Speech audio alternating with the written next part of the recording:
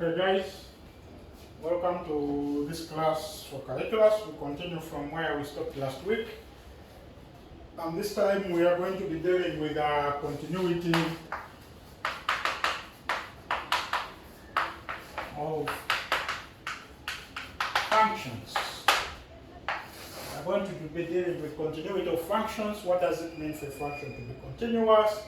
What does it mean for a function to be continuous on a set? How can we show that the function is continuous or discontinuous, and so on. So today is 1st April 2021. I'll be writing the dates just to keep track of what's of when the classes happened. And 2, I'll also be trying to restrict the classes to strictly 30 minutes so that you don't have to use a lot of data to download or to watch the videos. Now, we start with when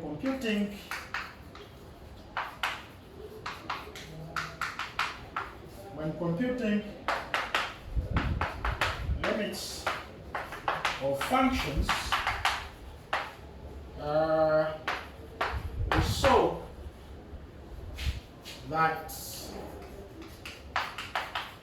We saw that the limit of a function at a point is not simply, take the note of the word note, is not simply the value of the function at the point.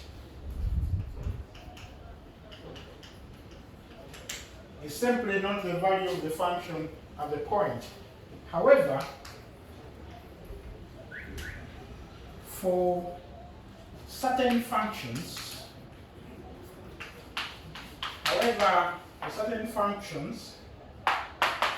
the limit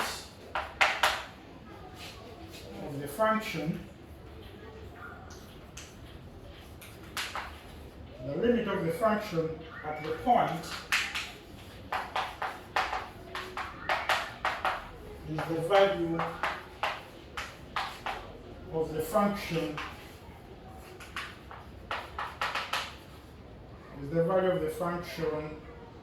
at the point. And we say that these are what we call continuous functions. These are the continuous functions. And I'll define this formally with this definition. So I'll define this formally with this definition that a function f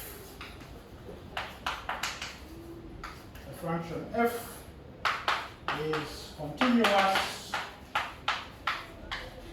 at A if the limit as x tends to A of f of x is equal to f of A. This is basically what we shall be using to check that the function is continuous. If when you compute the limit of the function at a point that is equal to the value of the function at that point, then we say that the function is continuous at a point. And we say that if f is not continuous at A, we say that f is discontinuous. We say that f is discontinuous at A, or f has the discontinuity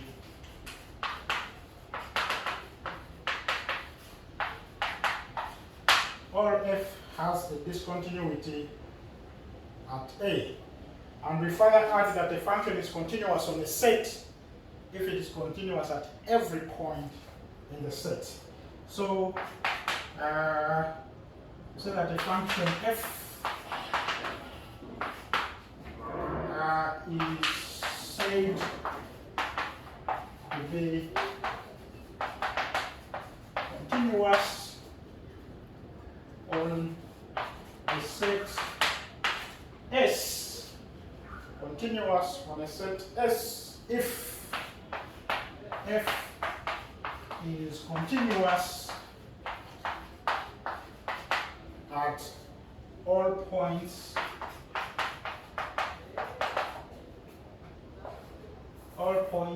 small s in capital set. So a function is continuous on an interval if it is continuous at every point in the interval.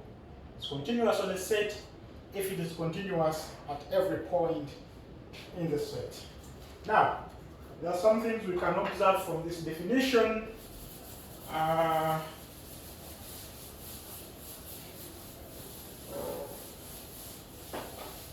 There are some things we can observe from this definition. Observations.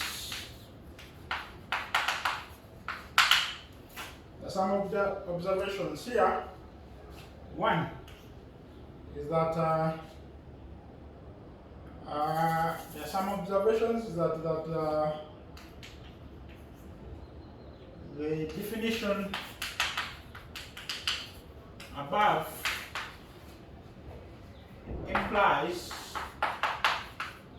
or requires three things.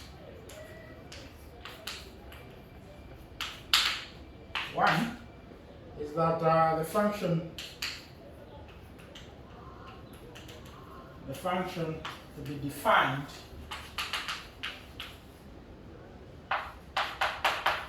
at the point A. Two, limit as x tends to a of f of x to exist.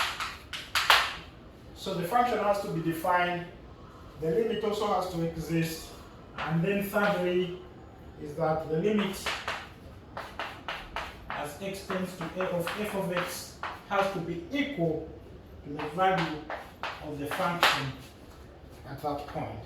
So these are the three things we shall be looking for when we are checking for continuity of the functions. And if any of these is violated, then the function is not continuous at the point. If you cannot find the limit, then the function is not continuous at the point. If the function is not defined at the point, then the function is not continuous at the point. If the limit exists and the function is also defined, but the limit is not equal to the value of the function, then still the function is not continuous at that point. Okay, so we can say that geometrically there is a note I have to give.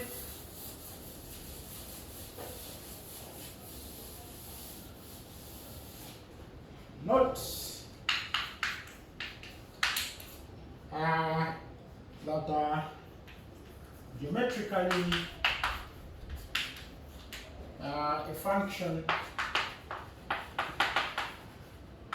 is continuous on an interval if its graph over the interval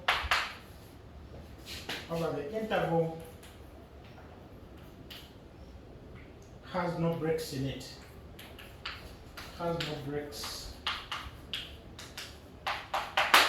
So the function has no breaks in it. If you can remember, one function that had breaks in it was the greatest integer function, where we had this like as if it's a staircase. So let us see an example. So for example, if we let f of x be equal to x squared for x not equal to 2, and 2 for x is equal to 2.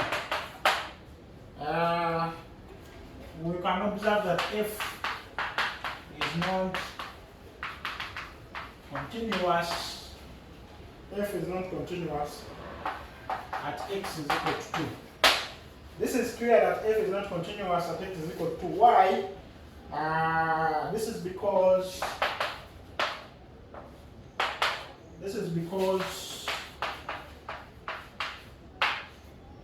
limit as x tends to 2 of f of x will be equal to 2 squared, which is equal to 4. Yet f of 2 is equal to 2.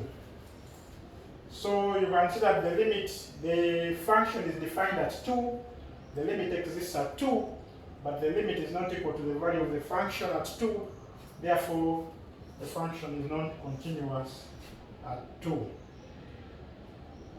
And what does this mean?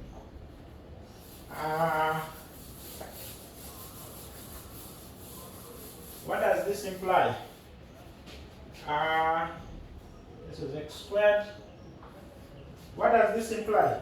So this implies that even on the interval, so this implies that f is not continuous. F is not continuous on 1, 3. So because f is not continuous at 2, then it will also not be continuous at an interval containing 2. So all 0 to infinity, all 0 to infinity. But f is continuous at all other points. F is all continuous at all other points of R. Thus f is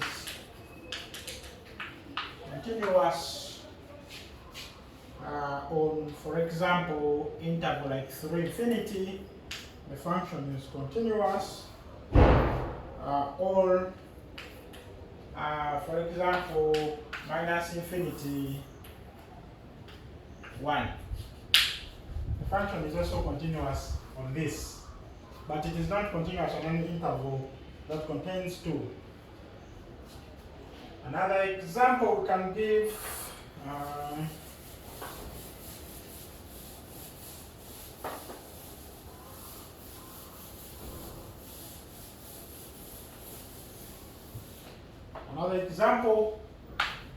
that we can give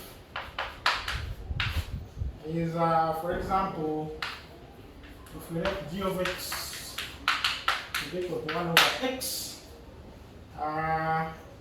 if we try to sketch this graph, if we say this is x, this is y, and then at x is equal to 0, we are, for example, at infinity, so the graph looks like this. Whereas on the other end, the graph is also like this. So this is the graph of y is equal to 1 over x.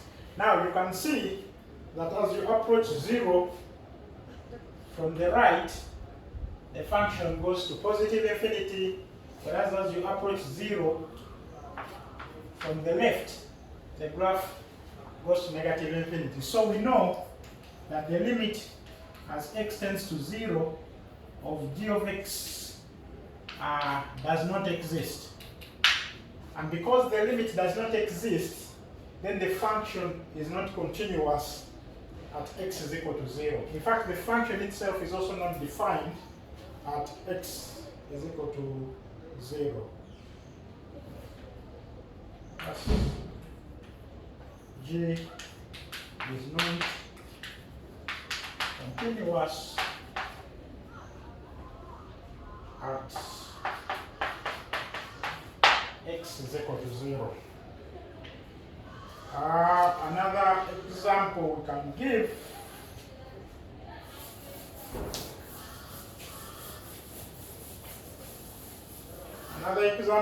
give is we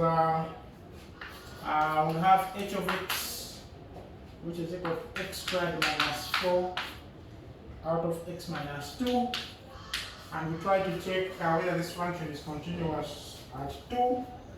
Is not continuous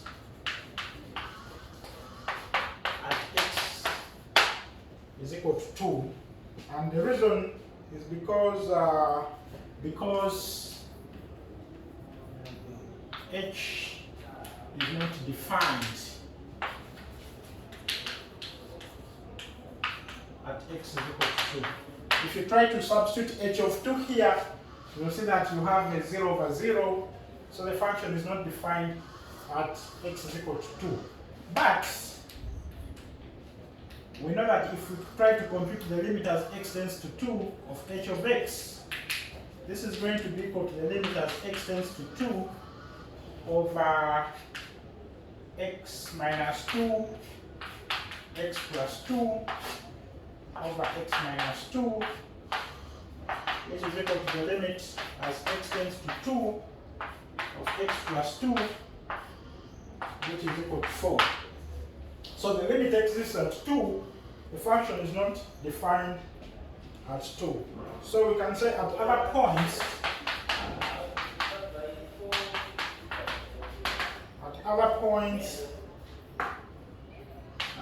the function h behaves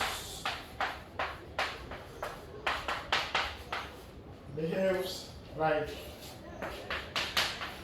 x plus 2 and is continuous at all other points.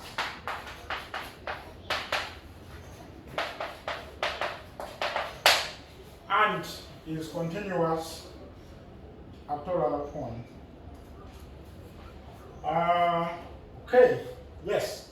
There is something we have seen before regarding polynomials.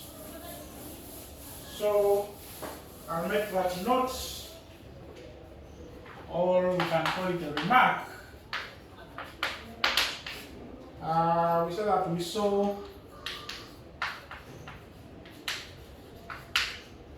that if f is a polynomial, I told you that in class that for polynomials we just substitute in, then lim as x tends to a of f of x was just substituting in the value which was f of a for all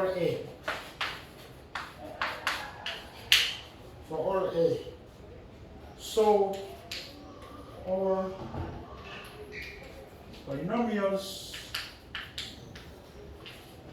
are continuous.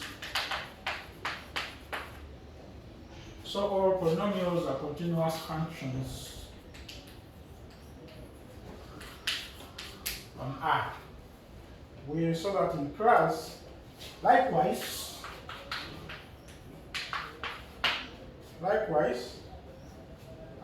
all rational functions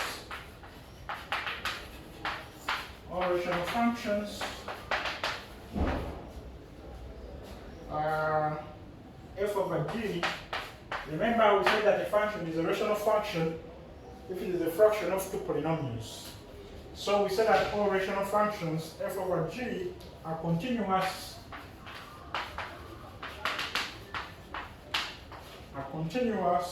on all sets on which g is not 0. Of course, so long as g is not 0, then you can compute the limit of a derivational function by just substituting in.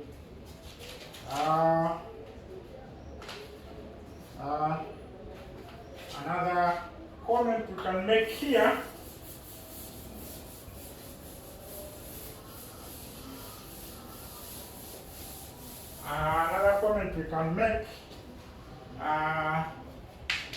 another example we can talk about is that the ceiling function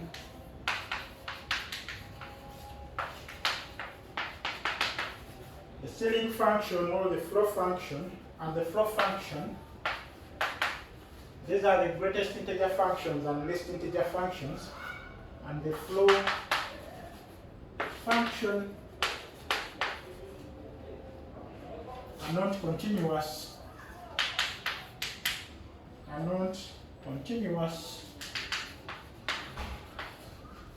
on all integer points of R. Can you guys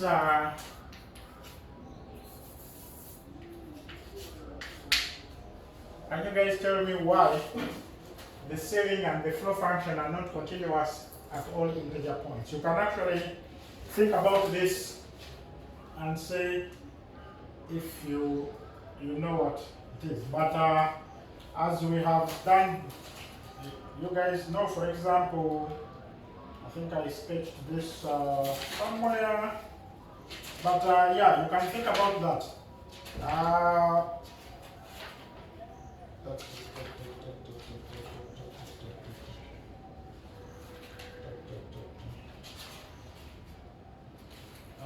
For example, you remember we had the flow function.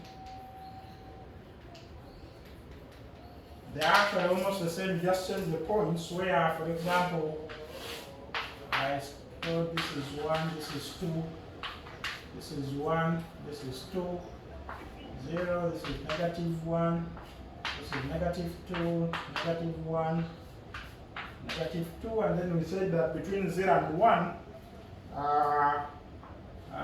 we take 0, and then 1, there is an open dot. Between 1 and 2, we shade at 1, and then we have an open at 0. Between negative 1 and 0, we are at negative 1, and then at 0, we have an open dot. Whereas between negative 1 and negative 2, we are at negative 2, and then we have an open dot, and so on. For example, if you look at the point 1, when you take the limit from the left, the limit is 1. When you take the limit from the right, the value is 2. So you can see that the limit, for example, you can see that the limit as x tends to 1 of this does not exist. And because the limit does not exist, then the function is not continuous at 1. So we make this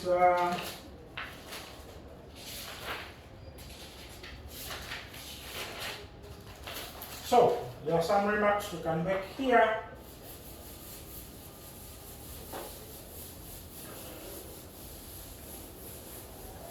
There are some remarks we can make. Some remarks or some notes we can make. We can say that the kind of discontinuity,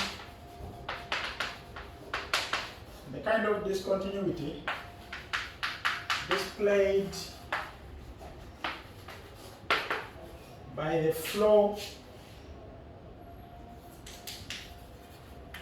or ceiling function is referred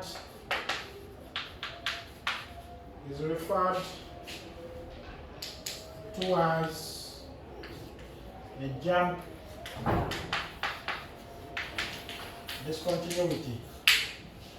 So you saw that in the flow function, the function was jumping. For example, it's at 1, then it jumps at 2. It's at 2, then it jumps at 3. So we call this kind of discontinuity a jump discontinuity because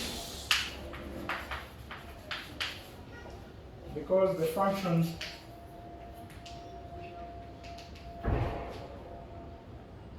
jumps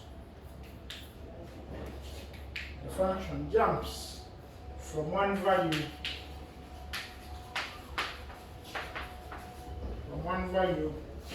to another. From one value to another. Now we also say that the discontinuity displayed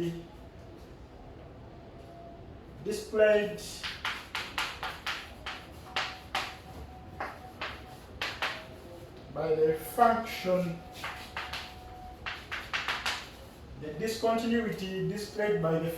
we saw this function x squared for x not equal to 2 and 2 for x is equal to 2. This kind of discontinuity is referred to as a removable,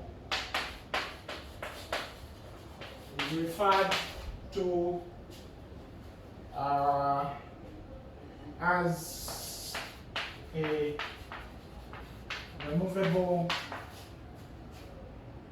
discontinuity,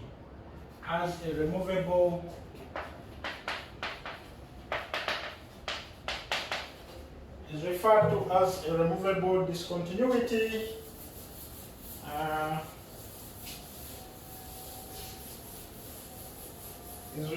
a removable discontinuity. Because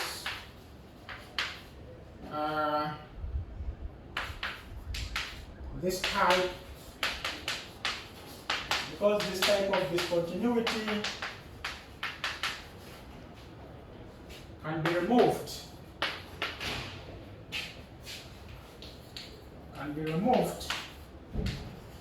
by redefining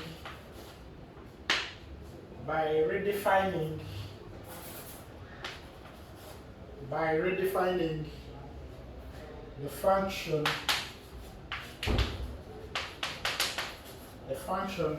at the offending points.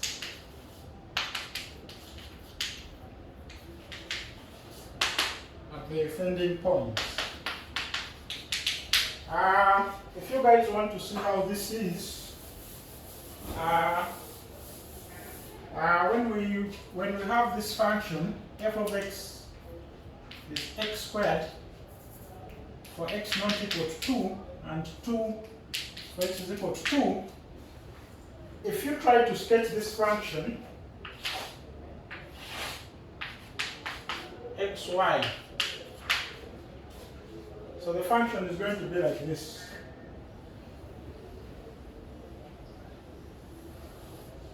But at the point 2,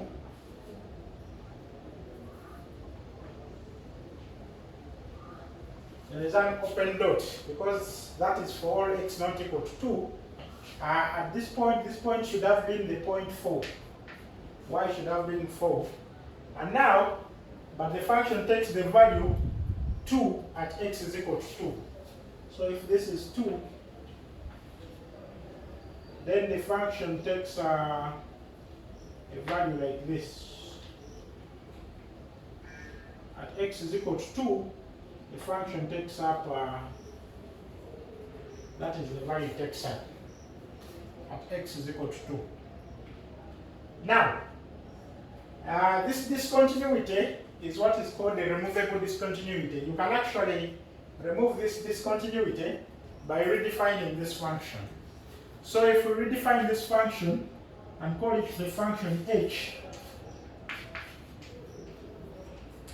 redefine the function, then we can say h is going to be x squared for x not equal to 2, and then we can say it is 4 at x is equal to 2. So you can see that we have redefined this function and shifted this point back to 4, and therefore you remove the discontinuity at the points.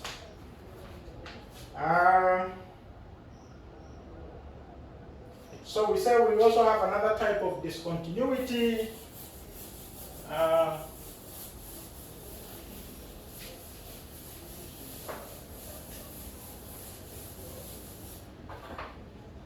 Can say that another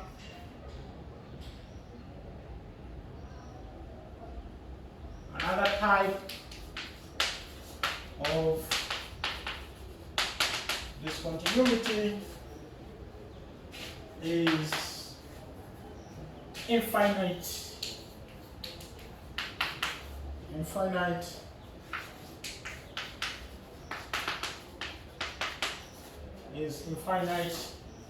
discontinuity, and we can say that this is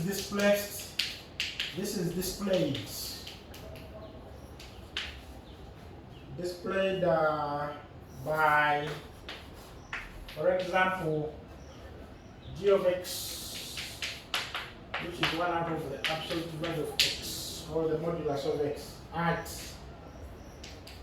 x is equal to 0. The function has an infinite, and we say that here the function grows. Here the function grows without bounds as one approaches the point.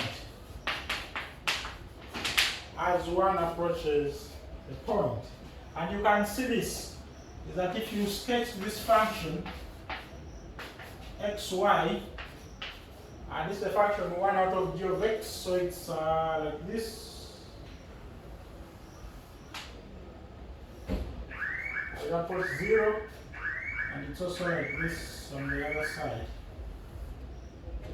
Same. So this is the function y is equal to 1 out of. You can see that as you approach 0 from the left, the function goes to infinity. As you approach 0 from the left, and from the left you go to infinity. As you approach 0 from the right, you also go to infinity. So this kind of discontinuity at 0 is what is called an infinite discontinuity. And now we have a theorem.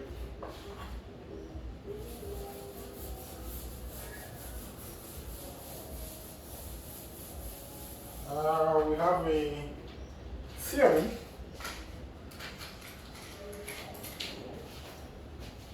so theorem is that let f and g be continuous at a and c be a constant.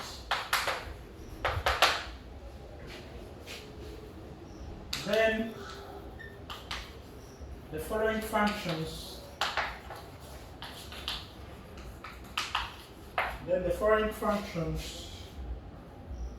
are also continuous at a. 1, we have f plus g, 2, f minus g, 3, cf, 4, fg, and 5, f over g, if g of a is not 0. And of course this can be proven. We can, for example, prove the first one. And then you can prove the first one, and then you can prove all the others using similar way. Like using the definitions of those functions. So the proof, we can say we only do the first part.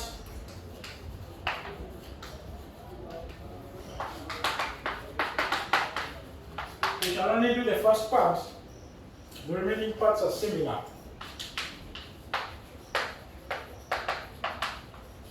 The remaining parts are similar. So, we said that the function f plus g is continuous at a if the limit as x tends to a of f plus g of x is equal to f plus g of a. That's the definition of continuity. But let us see how this comes about. Limit as x tends to a, f plus g of x is going to be equal to the limit as x tends to a of f of x plus g of x, because this is how you define f plus g of x. This is by definition of f plus g, which is the same as the limit as x tends to a of f of x plus the limit as x tends to a of g of x. And we have already seen from properties of limits that the limit of the sum is the sum of limits. And we can say that this is the same as f of a plus g of a. And this is because f is continuous at a, and this is because g is also continuous at a. And which you can write as f plus g of a. So f plus g is continuous at a. So f plus g is continuous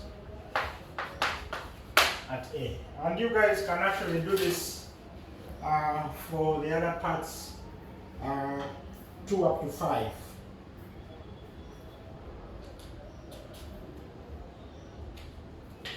We have another theorem for composition.